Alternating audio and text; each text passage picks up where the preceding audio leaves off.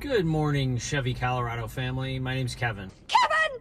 Thanks to everyone who's liked and subscribed. I really appreciate it. I'm trying to get to 1,000 subscribers so I can maybe start making some money off of the YouTube ad revenue. That's the only way you can do it. So if you can find it in your heart to like or subscribe, I would really appreciate it. So this video this week is going to be all about how I optioned my Chevy Colorado ZR2 and how much I paid for it.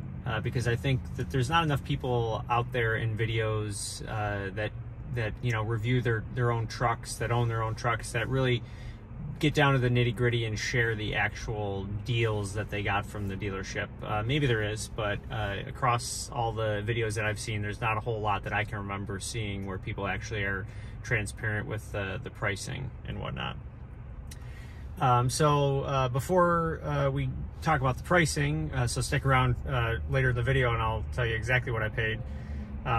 Let's talk about how I optioned it. So really, when it came to this truck, it was a stock truck at a dealer local to me. I was looking for this truck for a while and, you know, was looking outside of the area, but realized that out of convenience sake, buying a truck locally was the way that I wanted to do it, if at all possible. So I bought it in January of 2024, but I started looking a couple months before that for a vehicle, and it was just kind of right time, right place. It certainly was not the truck that I would have optioned if I were to order it from the factory, and I understand there are a lot of people that did try and place orders at dealers, and due to the scarcity of these trucks, and now even more so because apparently there's a quasi stop sale due to some software issues that they're having, and the 2024s, you know, to my knowledge, have yet really start to roll out to the dealer lots.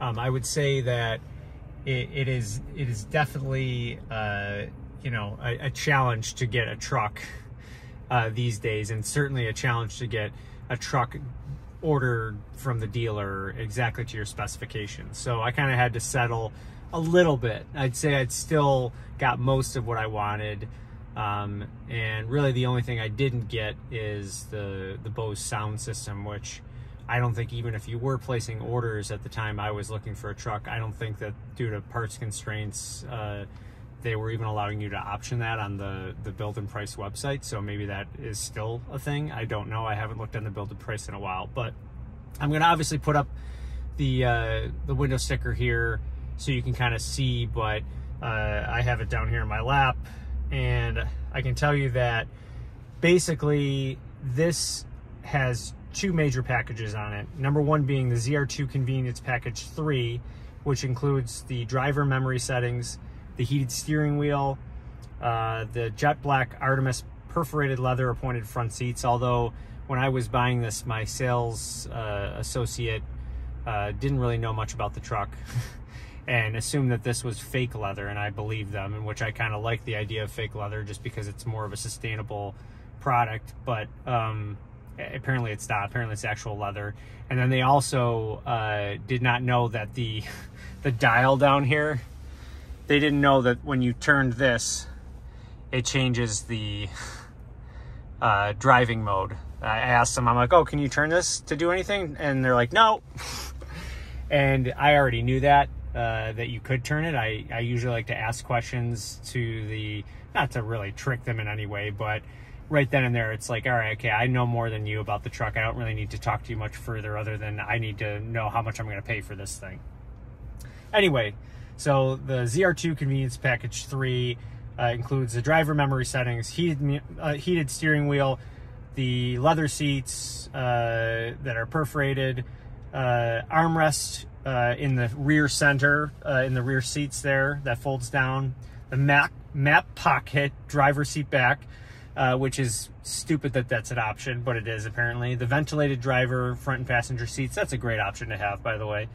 And then it also has the safety package. Well, actually, I guess it has three because it has the safety and technology package, but I don't know if the safety package comes automatically with the convenience package. I think it might. So let's consider the safety package a part of the convenience package. and that has the rear cross traffic braking. I talked about that being annoying in another video if you actually engage that feature. The blind zone steering assist, which I like the blind spot monitors. Rear park assist, which is nice because it gives you, I think, the lines and the rear sensors that beep when you get close to something. And then the wireless charging, that doesn't work for me. I'm sure it works for a lot of people, but for some reason my phone doesn't like it. And then, so the second major package is the technology package, which is a $950 option. The ZR2 convenience package is a $1,490 option. And the technology package includes the surround HD vision cameras, which I think are just an awesome feature for, you know, I don't necessarily off-road this truck as much as someone who would probably buy this to off-road, and I know those features are very useful there, but just in everyday usage, parking it. I live in a dead-end street in the city, and you know, the cars park on either side of the street, so sometimes they're on my side of the street, and pulling out of there, it's nice to know you're not going to clip one of your neighbor's cars parked in the street with that overhead feature, and you can kind of see all where you're going. It's really nice. And it also includes the rear pedestrian alert, which is another feature that kind of senses if someone's walking. It's just another level of security. And then the adaptive cruise control, that for me I've talked about as a must because of the amount of highway driving that I do, and the fact that it helps fight fatigue, especially after long days in the car. I'm pretty much in the truck all day visiting customers. I'm an outside sales rep, so you know, it's nice to have some features for me personally that help fight fatigue. I know for some people the adaptive cruise just adds another layer of complexity and point of failure, and they would rather not have it and just, you know, be the driver at all times and not have, you know, rely on the computer or anything like that to assist them, and that's fine. I agree with you that less is you know, more reliable in this case, but for me, I gotta have it. It's a feature that I just gotta have. I'm sure I could eventually live without it if no one was doing it in any vehicles, but even the most base of vehicles now are including it standard on, I think all Subarus and all Toyotas include it standard, and the fact that it's an option here is a little disappointing, but it is what it is. And then it includes a rear axle ratio of 3.42, which is the same on any trim of Colorado that you get, I believe. I don't think they give you a different ratio. Even on the big Daddy ZR2 Bison, there's a 3.42 ratio. They didn't change it despite the larger 35-inch tires in the lift, which might be controversial. I don't know. So the total options came out to $2,440. The standard vehicle price was $46,800, and the destination charge was $1,495. So the total MSRP of this vehicle was $50,735. So I think for a ZR2, you can definitely go more expensive if you were to option a couple other things like premium paints. This doesn't have a premium paint. It's one of the included paints. Obviously the Bose sound system, which, you know, wasn't built on this truck probably because of the constraints. A sunroof, which I'm glad of because I don't like sunroofs, only because I don't use them. I wouldn't not buy a car because it had a sunroof, because I've had plenty of other vehicles that have had sunroofs in them, but it's only because they were built in a stock vehicle that I bought off the lot and it was there, and, you know, I'm not going to not buy it just because it has a sunroof. But I did build and price my F-150 to my specifications and intentionally left off the sunroof on that, which obviously saved me over $1,000. And that's good for a guy like me that doesn't want it on there, so I'm saving money. Although maybe it makes it less resaleable. I don't know. It didn't really matter because the F-150, as you know by now, for me was a lemon and I sold it. So so that's the, you know, when I walked up to the truck from the dealer, that's what they were advertising it. They were not advertising any discount off of MSRP. They were also not advertising any dealer markups. So there was no additional sticker anywhere with any like little goodies that they put on there. I know there's lots of markets in the US that they're notoriously bad for that. I think in my area that's pretty, maybe on some vehicles they were adding that, some special trimmed vehicles, and I guess this maybe is a special trim vehicle, but there was nothing like that. There was also no dealer incentives from the manufacturer on either financing and or you know, cash incentives or anything like that, which is a little bit of a bummer. But having said that, I was still able to negotiate, I would say, a pretty fair amount off of MSRP, especially considering the circumstances of this vehicle, and especially now in the climate that we're in, where there's not really a lot of them available right now due to the fact that they're not churning them out from the factory due to that temporary stop sale or whatever's going on, and the fact that it also became one of the most popular vehicles, the Chevy Colorado in general, in the U.S. In terms of its, you know, speed at selling. It was one of the fastest selling vehicles in February. So all right, so that's what I walked up to the dealer and saw. Now let's talk price here of what I paid. So I was able to convince them to basically take $2,500 off of MSRP. So if you look at the sheet here, you'll see that the $47,956 is slightly more than $2,500 off of MSRP, but that's only because you look down further, there's a $279 accessory. That was the rubber floor mats that were not included in this, and I wanted them because I'm like, it's a truck, like especially an off-road truck. Why is that not a standard feature that it comes, you know, just with the carpet floor mats? They're gonna get roached. So I was able to convince them to get that put in. So in a sense, I got $2,500 off of $50,735. So the total selling price came to $48,235. That's, you know, pretty close to what a 2024 base price is, I believe, on a ZR2. I don't think I did too bad there in terms of this particular vehicle. Maybe right time, right place, right market in the U.S., because I know there's some areas that they're going to tell you, no way, we're budging off MSRP, and then some people are just going to put all sorts of crazy add-ons that have crazy profit margins for them that make it look like you're getting something when you're not really getting something. Just the illusion of a deal. But in this case, I think it was relatively a good deal. I don't know. Maybe tell me I'm wrong in the comments if you think I was stupid and didn't, you know, ask for more off. It's not one of the full-size trucks that's going, you know, they're a little bit more willing to wheel and deal, because those are like astronomical in terms of their, you know, their MSRPs are in the 60s, 70s, 80s, depending on which truck you get. So based on the fact that that's out of the range of a lot of people's budget, they had to do something to, and a lot of those are the ones that are incentivized, and also, you know, the dealers are doing additional markdowns on them as well too. For example, I know the 2023 Ram 1500 were discounted pretty heavily. Anyway, so unfortunately, I live in New York State. Well, no, I like living in New York State, but you know, one of the consequences is the sales tax is 8.75%. So in addition to the total selling price of $48,235, the taxes were $4,220.56. And then in New York, you can charge up to $175, you know, they call them document fees, doc fees. And they hit me for the full $175, which I didn't fight them on that because, you know, it's a pretty fair doc fee price. I know that, you know, they got to keep the lights on somehow, I guess, but, you know, I didn't fight them on that. And then there was a $12.50 waste tire management recycling fee. I had to register the vehicle because I didn't have plates. So tax, title, and registration was $117. Title was $51.93. Inspection was $10. So the total amount due was $52,621.99.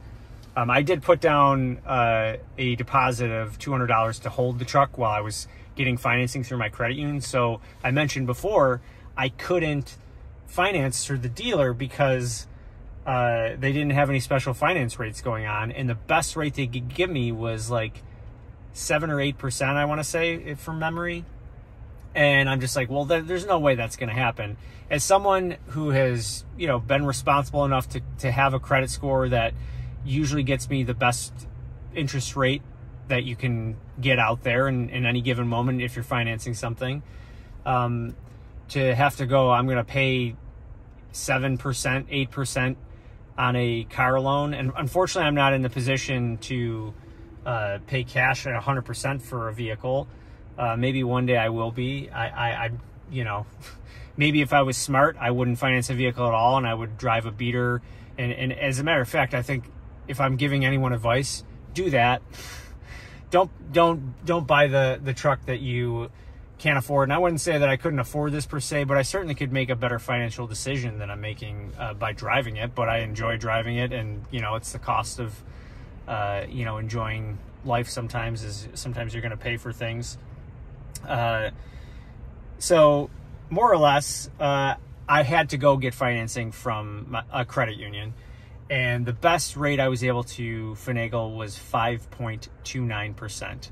And that's still, you know, above my normal comfort zone, because, you know, the F-150 that I got in May of 2022, I got 1.79%, and that was the highest in recent years that I'd gotten, because for the most part I had been, you know, searching the 0% financing deals and cars that you could negotiate, you know, off MSRP. So I was getting 0% plus a discount off MSRP, which, you know, is relative to the market at the time, but still, it's hard to say that you're paying the banks that much money over the course of the loan. So it was a 5-year loan.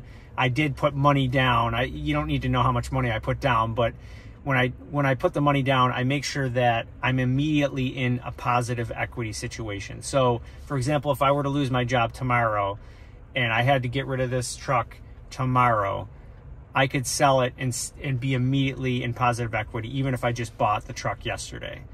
So it's a monthly payment that I'm comfortable with, and it's also a position where if I'm in any sort of trouble, well, that would suck that I would lose the truck, but I wouldn't lose, you know, have to figure out, be upside down in the truck and have to figure out a way to bridge that gap, and then also, you know, find another job and on top of it. So it's kind of a, you know, I'm taking a risk a little bit by financing a vehicle, especially at that interest rate.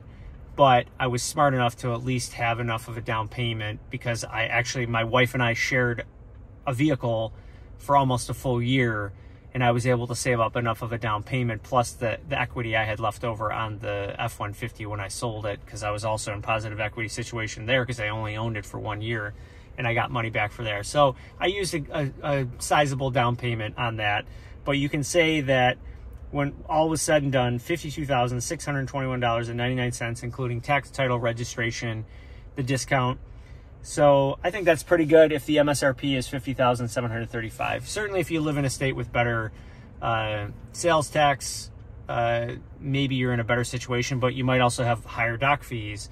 You might also have a dealership network that likes to not budge off MSRP. So I think that, you know, relative to my situation, it was a pretty good deal. Anyway, I know that was kind of a long video of me explaining all this. I hope that was useful to you guys out there. I know that there's maybe a lot of you shopping for Colorado right now and having a tough time due to the fact that there's not a lot of availability, and it's also quite a popular vehicle. So I hope you guys are having luck finding the truck that you want. If you have one on order, I hope they build it soon. I've got 2,343 miles at the present moment on the truck, and so far only a couple like little glitchy infotainment gremlins I've experienced. Certainly this is a very, very young truck, and anything could happen, as was the case with the F-150. So I'm remaining cautious but hopeful that I get one of the good ones, because I know there's in terms of reliability on any new vehicle really, but you know, especially what seems to be the first generation of any vehicle, which this is the first generation of a new Colorado. There's potentially, you know, you have to be the one to bear the brunt of all of the issues. So further updates on the truck in newer model years figure that out. And then they do it all over again when they do a new generation after that. So anyway, that's all I've got for you this week. Please like and subscribe, and I will see you guys next week at 7 a.m.